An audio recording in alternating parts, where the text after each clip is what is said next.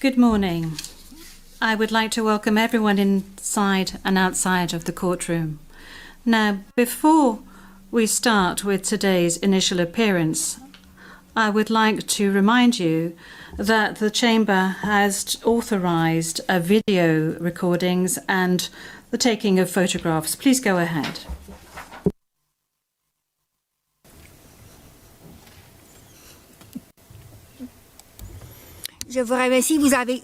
Thank you. You have 1 minute to take photographs and record videos.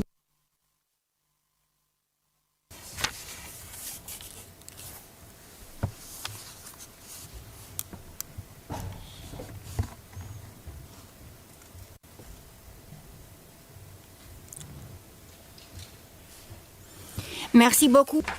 Thank you very much. Court officer, could you please call the case? Thank you, Madam President. Your Honours. The situation in the Republic of the Philippines case, the prosecutor versus Mr. Rodrigo Roa Duterte, case number ICC 0121 0125. And we are in open session. Merci beaucoup. Thank you very much. I will now ask the parties to introduce themselves, starting with the Office of the Prosecutor. Please pause before speaking and speak slowly to allow the interpreters to interpret appropriately.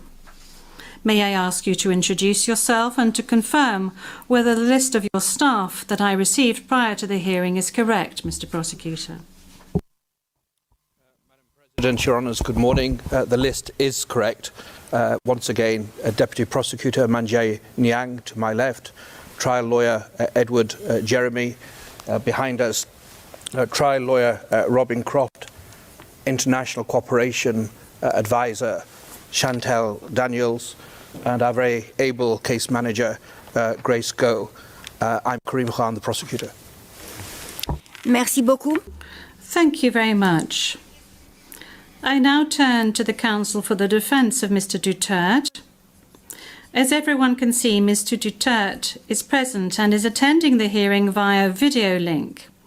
As Mr. Duterte made a long journey involving a considerable time difference, the Chamber authorised Mr. Duterte to follow the hearing at a distance. His counsel, however, is present with us in the courtroom. Thank you, counsel. Please introduce yourself. Good afternoon, Your Honours. I am Salvador C. Medjaldea, counsel for Rodrigo Roa Duterte. Merci beaucoup. Thank you very much. Thank you very much, counsel. I will now introduce the chamber. By my side, we have the Judge Reine Adelaide Sophie Alapine Gansu, the Vice President of the Court, and Judge Maria del Socorres Flores Liera. I am the presiding judge of the pretrial Chamber 1 of the Court, and my name is Julia Antonella Motok.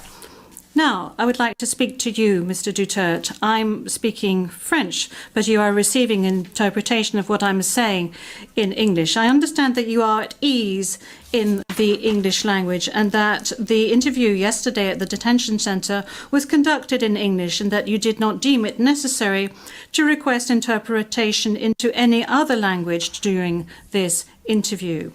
This said, I would like firstly to confirm your identity. Could you provide us with your full names, please? I am Rodrigo Roa Duterte. That's my first middle name is Roa. The surname is Duterte.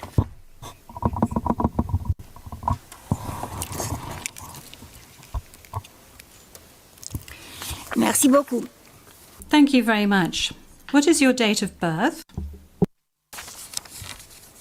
Again, ma'am.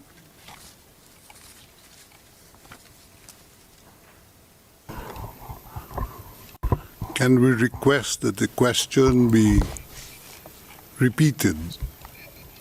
I don't think he heard it. Thank you.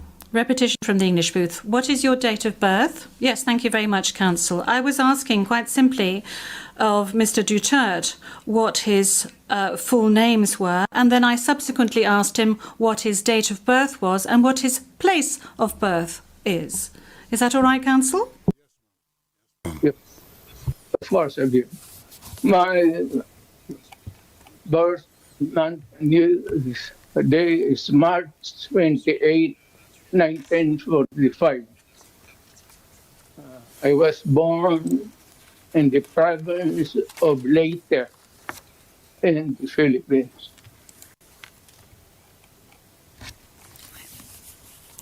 Merci beaucoup. Thank you very much. As a preliminary point. Very well. Thank you, Mr. Duterte. As a preliminary point, it is useful to clarify the nature and limited scope of this first appearance hearing.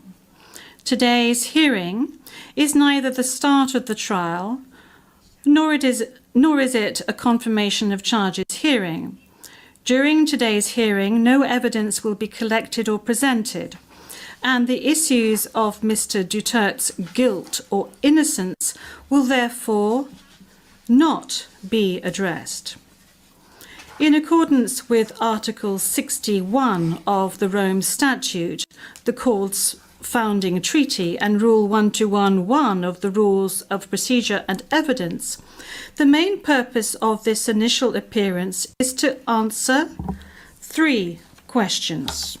Firstly, the Chamber must ensure that the person who was the subject of the arrest warrant has been informed of the crimes of which he is accused.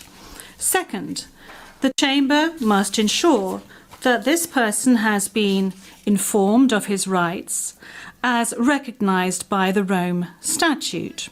Third, the Chamber must set a date on which it intends to hold a confirmation of charges hearing. The Chamber notes that your counsel, Mr. Duterte, filed 2 motions, one in relation with today's hearing. And you may be aware that these 2 motions have not been accepted by the Chamber because of the nature of today's hearing. No further discussion on the matter is necessary during this hearing because, as I said at an earlier stage, the aim of this hearing today is to introduce the parties and to ascertain the charges and to set a date for the confirmation of charges hearing at a later stage. With regard to the first point, I recall that Mr. Duterte has received a copy of the warrant for his arrest and that a redacted version of the prosecutor's application for the issuance of the warrant of arrest is public.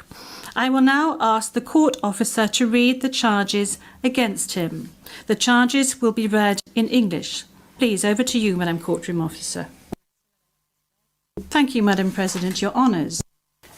On 7 March 2025, Pre-Trial Chamber 1 concluded that there were reasonable grounds to believe that Mr. Duterte is criminally responsible pursuant to Article 25(3)(a) of the Rome Statute as an alleged indirect co-perpetrator for the crime against humanity of murder pursuant to Article 7(1)(a) of the statute.